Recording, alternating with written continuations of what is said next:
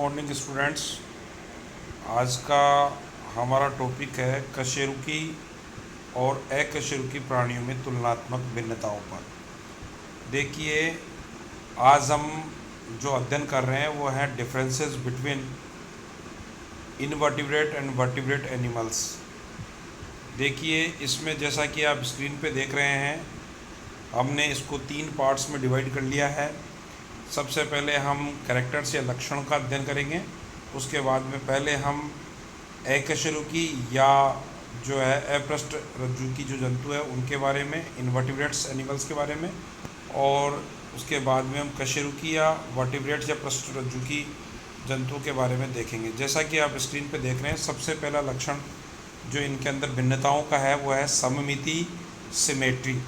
देखिए, अकशेरुकी प्राणियों में, इनवर्टिब्रेट्स प्राणियों में जो है, पहली बात तो यह है कि या तो इनमें सममिति पाई नहीं जाती है, अर्थात ये जंतु कैसे होते हैं, असममित, और या फिर अगर इनमें सममिति पाई जाती है तो इनमें निम्न स्तरीय सममिति जैसे कि अरीय या द्विअरीय पाई जाती है।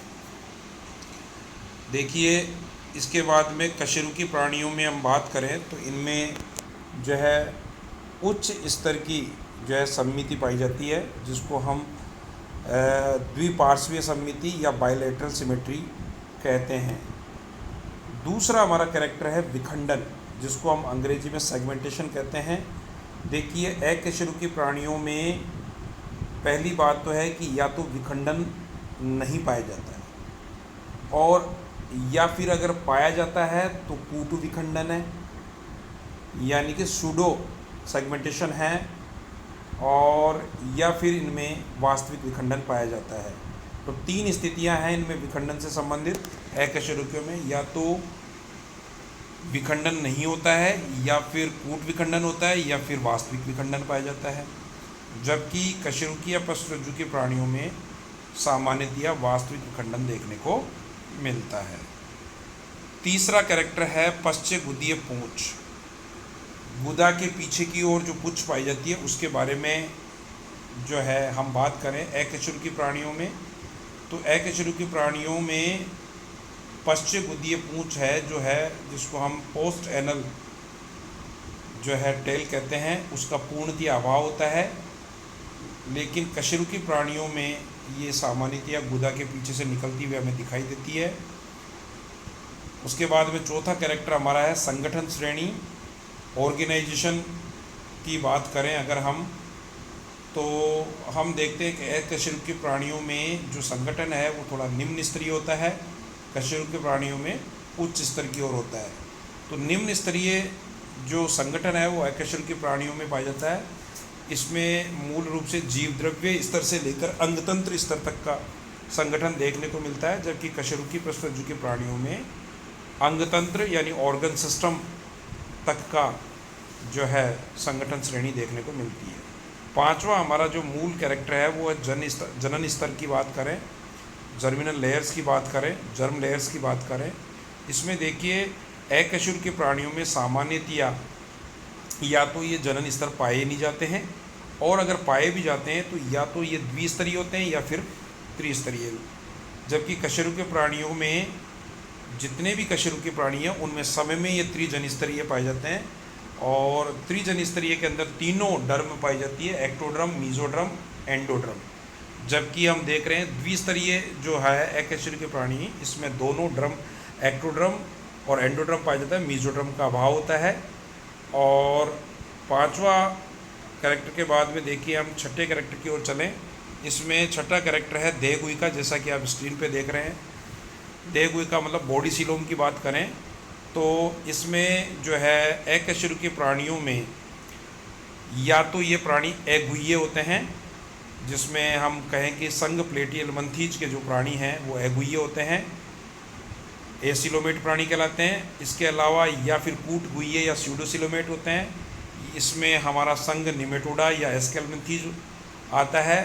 और उसके एस्केलमेंथीज वर्ग के बाद में जो एनेलिडा से लेके इकायोडर्मेटा तक के जो संघ के प्राणी हैं उनमें वास्तविक गुहिका पाई जाती है, और इनमें जो वास्तविक गुहिका का जो प्रकार होता है वो साइजोसिलोमेट प्रकार का होता है। जबकि कशेरुकी प्राणियों में जो है वास्तविक गुह्य प्राणी होते हैं, और ये वास्तविक जो गुहिका होती है ये एंट्रोसिलोम प्रकार की पाई जाती है। उसके बाद हमारा 7वां बिंदु जो है वो है अवयव व्युत्पत्ति। अवयव व्युत्पत्ति के अंदर देखिए अकशेरुकी प्राणी में एक ही खंड से इनकी उत्पत्ति होती है, जबकि कशेरुकी प्राणियों में अनेक खंडों से इनकी उत्पत्ति या व्युत्पत्ति होती है। 8वां हमारा टॉपिक है पृष्ठरज्जु, जिसको हम नोटोकोड कहते हैं। देखिए अकशेरुकी प्राणियों में पृष्ठरज्जु यानी नोटोकोड अथवा रीढ़ अस्थि का अभाव देखने को मिलता है, जबकि कशेरुकी प्राणियों के शरीर की किसी न किसी अवस्था में ये नोटोकोड उपस्थित होती है। ये नोटोकोड सामान्यतया अंगूठी के समान जो कशेरुकाएँ या वर्टिब्रीज होती हैं उनकी बनी होती है, और वयस्क अवस्था में इसको रीढ़ की अस्थि द्वारा जो है वर्टिब्रल कॉलम द्वारा इसको विस्थापित कर दिया जाता है। 9वां हमारा महत्वपूर्ण जो कैरेक्टर या लक्षण है वो भोजन प्रणाली है।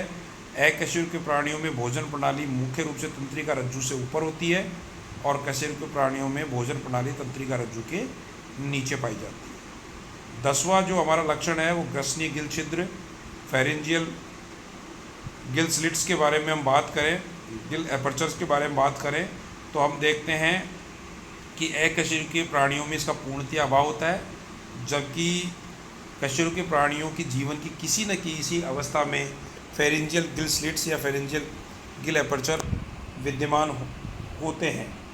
अगला कैरेक्टर हमारा है गुदा या एनस। तो देखिए अकशेरुकी प्राणियों में अंतिम खंड पर या तो गुदा पाई जाती है या फिर गुदा का अभाव होता है, जबकि कशेरुकी प्राणियों में स्पष्ट रूप से गुदा पाया जाता है, एनस पाया जाता है, और ये एनस जो पाया जाता है हमेशा अंतिम खंड से पहले ही पाया जाता है।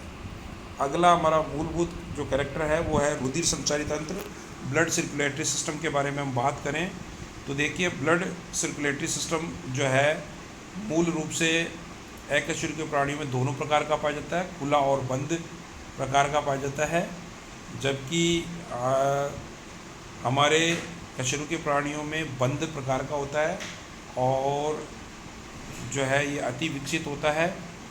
खुला जो परिसंचरण तंत्र होता है इसमें जो रक्त है वो खुले अंगों के जो भूमिकाएँ होती है उनके बीच में खुले में बहता है, जबकि बंद में ये जो है सिराओं में और धमनियों के अंदर बंद रूप से बहता है। तो ये बंद प्रकार का जो परिसंचरण तंत्र है ये विकसित प्रकार का होता है, जबकि खुला परिसंचरण तंत्र अविकसित या अर्धविकसित प्रकार का होता है। अगला हमारा कैरेक्टर है हार्ट या हृदय।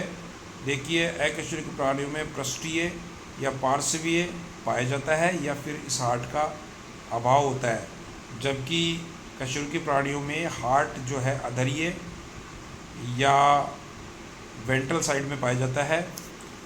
अगला कैरेक्टर है हमारा पृष्ठ रुधिर वाहिनी। तो पृष्ठ रुधिर वाहिनी डोर्सल ब्लड वेसल्स। तो देखिए इसमें अकशेरुकी प्राणियों में रुधिर का बहाव आगे की ओर होता है, जबकि कशेरुकी प्राणियों में रुधिर का बहाव पीछे की ओर होता है। जो अगला हमारा जो 15वां कैरेक्टर है वो है यकृत निवाहिका तंत्र, हिपेटिक पोर्टल सिस्टम।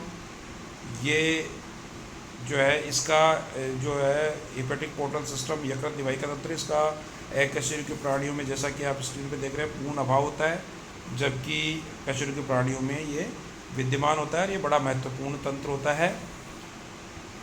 और उसके बाद में हीमोग्लोबिन HB की बात करें तो अकशेरुकी प्राणियों में सामान्यतया या तो हीमोग्लोबिन का अभाव होता है और अगर होता भी है तो ये प्लाज्मा में पाया जाता है, जबकि कशेरुकी प्राणियों में ये लाल रुधिर कणिकाओं के अंदर उपस्थित होता है। अगला हमारा टॉपिक है श्वसन या रेस्पिरेशन का। तो देख रहे हैं आप जैसा कि स्क्रीन पे अकशेरुकी प्राणियों में शरीर के बाहरी धरातल या गलफड़ों या श्वास नलिकाओं द्वारा जो है श्वसन की क्रिया देखने को मिलती है, और गलफड़ों को हम गिल्स कहते हैं, श्वास नलिकाओं को हम जो है रेस्पिरेटरी ट्यूबल्स कहते हैं, स्पायरेकल्स कहते हैं, और देखिए कशेरुकी प्राणियों में हम फुफ्फुस यानी लंग्स और गलफ्लो यानी गिल्स द्वारा क्लोम्स द्वारा होता है श्वसन। शरीर के बाहरी तल से कशेरुकी प्राणियों में श्वसन देखने को नहीं मिलता है, न ही श्वास नलिका इनमें पाई जाती है। तंत्रिका तंत्र नर्वस सिस्टम की हम बात करें तो नर्वस सिस्टम जो है अकशेरुकी प्राणियों में ठोस होता है, जबकि कशेरुकी प्राणियों में खोखले प्रकार का नर्वस सिस्टम पाया जाता है। मस्तिष्क यानी ब्रेन की बात करें तो अकशेरुकी प्राणियों में ग्रसनी के पृष्ठ में पाया जाता है या फिर इसका पूर्णतः अभाव होता है, जबकि कशेरुकी प्राणियों में ये सिर के अंदर पाया जाता है और ग्रसनी के पृष्ठभाग में पाया जाता है। तंत्रिका रज्जु जो है नर्व कोड की हम बात करें तो स्पाइनल कोड की बात करें तो देखिए प्राय नर्व कोड जो है अकशेरुकी प्राणी में प्राय गुच्छिकी है और गुच्छिकाओं के रूप में दोहरा और वेंट्रल प्रकार का होता है, अधरीय रूप में होता है, जबकि कशेरुकी प्राणी में ये अंगुच्छिकी है, मतलब अंगुली नुमा गुच्छक के रूप में होता है, इकहरा होता है और पृष्ठीय या डोर्सल होता है। अगला हमारा कैरेक्टर है खंडीय तंत्रिका मूले। उसमें देखिए अकशेरुकी प्राणियों में पृष्ठ एवं अधर मूले पृथक पृथक नहीं होती है, जबकि कशेरुकी प्राणियों में पृष्ठ और अधर मूले पूर्णतया पृथक पृथक पाई जाती है। प्रजनन की बात करें रिप्रोडक्शन तो सामान्यतः अकशेरुकी प्राणियों में अधिकतर अलैंगिक प्रजनन देखने को मिलता है और केवल कुछ ही प्राणियों में लैंगिक प्रजनन देखने को मिलता है, जबकि कोर्डेट प्राणियों में या वर्टिब्रेट प्राणियों में कशेरुकी प्राणियों में अधिकतर लैंगिक प्रजनन देखने को मिलता है। और लैंगिक प्रजनन और अलैंगिक प्रजनन का जो है मूल अंतर जो है वो लैंगिक प्रजनन के अंदर दो घटनाएं देखने को मिलती है। एक तो जो है फॉर्मेशन ऑफ गैमेट्स युग्मकों का निर्माण, और दूसरा है जो है युग्मक संलयन की क्रिया जो होती है। ये दोनों क्रिया अलैंगिक जनन में नहीं पाई जाती है। अगला है पुनः उत्पादन क्षमता, इसको रीजनरेशन कहते हैं। और रीजनरेशन का मतलब है खोए हुए या क्षतिग्रस्त अंगों का पुनः प्राप्त कर लिया जाना। ये क्षमता सामान्यतः निम्न स्तरीय जीवों में ज़्यादा होती है, उच्च स्तर की ओर बढ़ते बढ़ते ये जो है बहुत कम रह जाती है। सामान्यतः हम देखें तो अकशेरुकी प्राणियों में जो है रीजनरेशन की क्षमता बहुत ज़्यादा पाई जाती है, जबकि कशेरुकी प्राणियों में क्षमता बहुत ही कम होती है। सामान्यतः बाल और नाखून के अंदर ही ऐसा देखने को मिलता है। और लास्ट हमारा जो कैरेक्टर है वो है शारीरिक तापमान, बॉडी टेम्परेचर की बात करें तो अकशेरुकी प्राणी शीत रुधिरधारी या कोल्ड ब्लडेड एनिमल्स होते हैं, यानी कि ये असमतापी प्राणी होते हैं। वातावरण के ताप के अनुसार इनके शरीर का तापमान घटता बढ़ता रहता है, इसलिए इनमें मूल रूप से शीत निष्क्रियता या ग्रीष्म निष्क्रियता की स्थिति देखने को मिलती है। जबकि कशेरुकी प्राणी हैं ये अधिकांशतः उष्ण रुधिरधारी होते हैं या वार्म ब्लडेड एनिमल्स होते हैं। ये यानी कि इनके शरीर का तापमान हमेशा हर परिस्थिति में समान बना रहता है, ये समतापी कहलाते हैं। लेकिन कुछ ऐसे कशेरुकी प्राणी हैं जिनमें जो है शीत निष्क्रियता जो है और ग्रीष्म निष्क्रियता देखने को मिलती है, क्योंकि ये प्राणी शीत रुधिरधारी या कोल्ड ब्लडेड एनिमल्स होते हैं। इसके अंदर वर्ग एम्फीबिया के प्राणी, वर्ग रेप्टिलिया के प्राणी ऐसा देखने को मिलता है। इसके अलावा एवीज और मेमिलिया वर्ग के जो प्राणी हैं वो वार्म ब्लडेड एनिमल्स होते हैं, उष्ण रुधिरधारी होते हैं और इनका शरीर का तापमान जो निश्चित होता है, इसलिए समतापी प्राणी कहलाते हैं। Thank you.